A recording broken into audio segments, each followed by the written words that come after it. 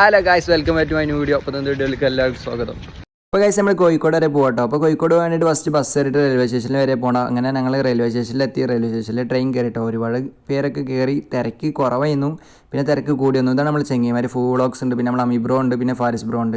ഇപ്പോൾ ഗൈസ് റമദാനൊക്കെ അല്ല. അപ്പോൾ റമദാനിൽ ഫസ്റ്റ് നമ്മൾ ഫുഡ് കഴിക്കാൻ നോക്കിയത് മഗ്‌രിബ് കൊടുക്കുന്ന നേരത്തെ അവിടെ എത്തിയത് കേട്ടോ. അപ്പോൾ നമ്മൾ ബിരിയാണിയാണ് ഫസ്റ്റ് ചൂസ് ചെയ്തത്. ബിരിയാണി ചില ഹോട്ടലിൽ ഇല്ല, ചില ഹോട്ടലൊക്കെ ക്ലോസ്ഡ് ആണ്. റഹ്മത്തൊക്കെ ക്ലോസ്ഡ് ചെയ്യുന്നത്. അപ്പോൾ നമ്മൾ പൊറാട്ടയും ബീഫ് വരട്ടിയതും ബീഫ് ഫ്രൈയും മേടിച്ചു.